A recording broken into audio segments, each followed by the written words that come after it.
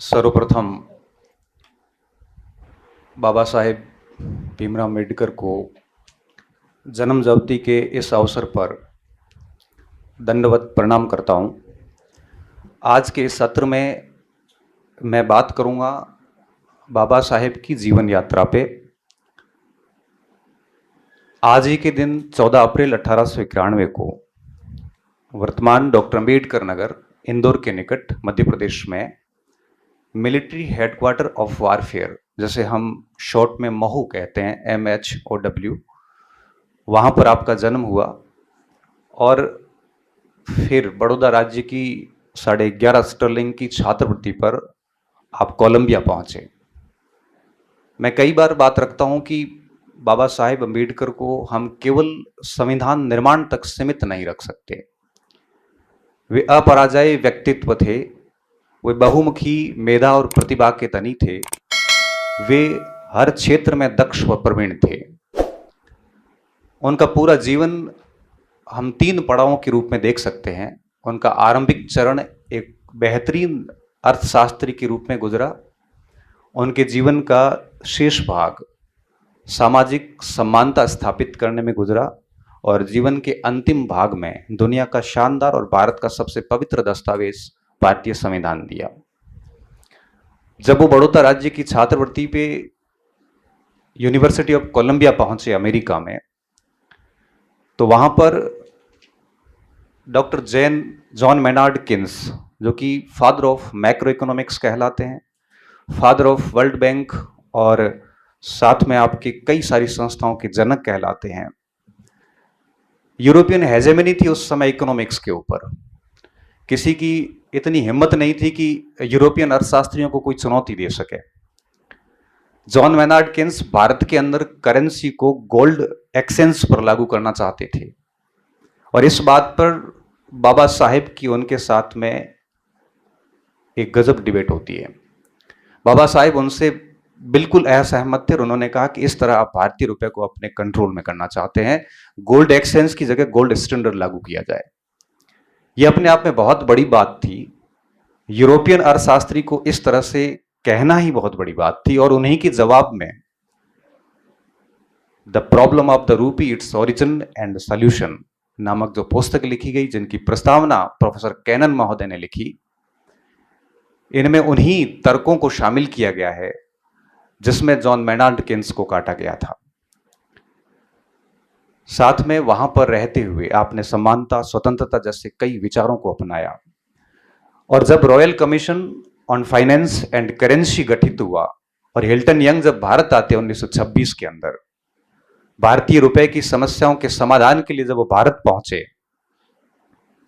तो उस समय भारतीय अर्थशास्त्रियों से जब बात की तो सभी अर्थशास्त्रियों के हाथ में the problem of the rupee की कॉपी थी और उसी की परिणति हम रिजर्व बैंक ऑफ इंडिया के रूप में देखते हैं। और यही कारण है कि बाबा साहेब को RBI का जनक कहा जाता है। RBI हर अपनी स्थापना 1 अप्रैल को डॉक्टर बाबा साहेब को याद करती है। इकोनॉमिक्स के क्षेत्र में कम योगदान नहीं था।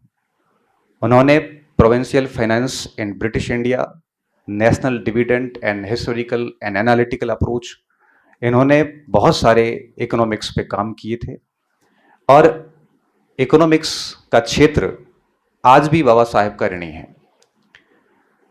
3 वर्ष की छात्रवृत्ति के बाद जब 10 वर्ष के कॉन्ट्रैक्ट पर जब बाबा साहेब वापस इंडिया आते हैं, अपनी आत्मकथा वेटिंग फॉर वीजा में लिखते हैं कि उनके साथ किस स्तर का भेदभाव हुआ। उनको पारसी धर्मशाला में रहना पड़ा, वहां पर भी उनके साथ भेदभाव हुआ। उसके बाद उन्होंने तय कर लिया कि सामाजिक समानता स्थापित करना, उन बेड़ियों को तोड़ना बहुत आवश्यक है। यही कारण था कि उन्होंने स्वयं को स्वतंत्रता संग्राम से अलग कर लिया, ये मानते हुए कि अगर दलितों को, वंचितों को अगर मुख्य धारा में लाना है तो अंग्रेजों का यह रहना जरूरी है। सवर्ण उनको इस स्तर पर लाने में बहुत बाधा खड़े करेंगे। महात्मा बुद्ध ने सामाजिक समानता के लिए जो संघर्ष आरंभ किया था, वो मरा नहीं था, वो दवा अवश्य था। उसको पुनर्जीवित करने और गति देने का काम बाबा साहेब ने किया था। और फिर भारत में रहते हुए उन्होंने विभिन्न सारी पत्र पत्रिकाएं एक पत्रकार के रूप में भूमिका निभाते हुए मूक नायक, बहिष्कृत भारत, जनता, जैसे अखबारों का संपादन कर दलितों के अधिकारों को नेशनल इश्यू बनाया। यही नहीं, साउथ बोरो समिति में रहते हुए मॉन्टेस्क्यू चेम्सफोर्ड सुधारों में दलितों को स्थान देने के भरसक प्रयास किए। उसके बाद जब साइमन भारत आते हैं तो उनका स्वागत किया गया, और उसके बाद में जब गोलमेज सम्मेलन हुए लंदन के अंदर तीनों, उनमें बाबा साहब ने भाग लिया और दलित समस्या को अब केवल राष्ट्रीय समस्या रहने नहीं दिया, और इस समस्या को पूरी दुनिया के सामने रखा। पूरी दुनिया को पता चला कि भारत में दलितों के साथ में किस स्तर का व्यवहार किया जा रहा है।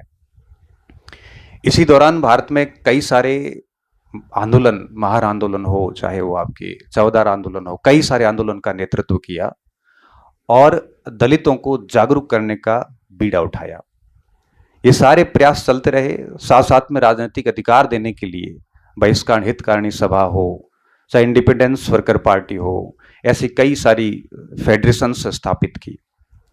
एक अकेला व्यक्ति दलितों की पूरे भारत की आवाज बन चुके थे, और गोलमेज सम्मेलन के परिणाम निकले कि कम्युनल अवार्ड में दलितों के लिए एक व्यक्ति 2 मत जैसे प्रावधान शामिल करने पड़े,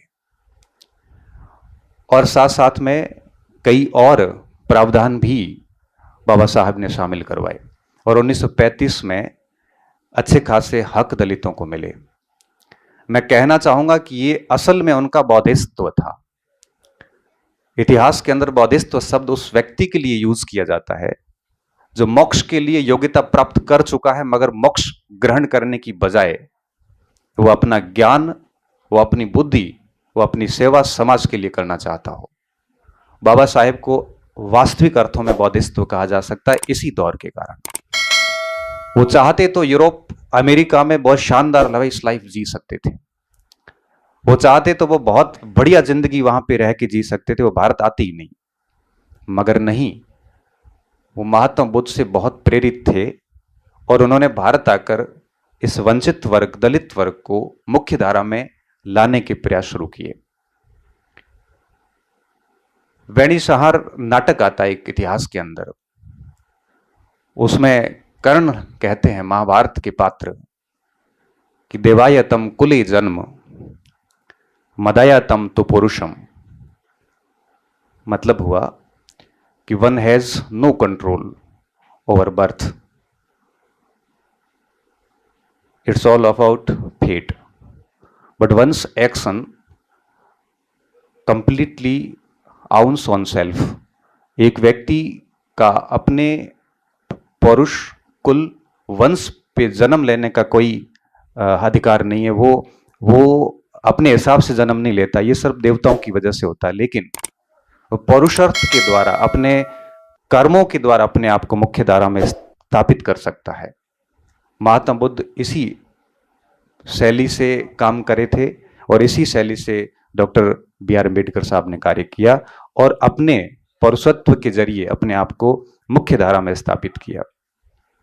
उनके जीवन का अंतिम पड़ाव अगर देखा जाए तो प्रारूप समिति के चेयरमैन के रूप में उन्होंने एक शानदार संविधान दिया। शिकागो विश्वविद्यालय के प्रोफेसर टॉम किविंसन लिखते हैं कि 1789 के बाद में जब इन्होंने जितने भी संविधान लिखे गए, जब उनका अध्ययन किया उन्होंने, और पाया कि संविधानों की औसत आयु कोई 17 वर्ष के आसपास रही होगी, और भारत का संविधान आज भी 75 साल के बाद उतना ही प्रासंगिक और उतना ही महत्वपूर्ण बना हुआ है। हम समझ सकते हैं कि उनकी उपादेयता क्या थी। एक अपराजय व्यक्तित्व के धनी, बहुमुखी प्रतिभा, हर विषय में महात्मा बुद्ध की भांति डॉक्टर बाबा साहब अम्बेडकर का एक महत्वपूर्ण योगदान रहा। इस अवसर पर मैं उनको याद करते हुए मैं मानता हूं कि भारत के स्वतंत्रता संग्राम में जो कार्य हमारे राष्ट्रीय नेताओं ने किया, वही सामाजिक क्रांति के अंदर बाबा साहेब ने किया था। इतिहासकार एमरसन ने एक बार फ्रांस की क्रांति के संबंध में कहा था कि फ्रांस की क्रांति से अगर सामाजिक क्रांति को निकाल दिया जाए तो शेष शून्य बचेगा।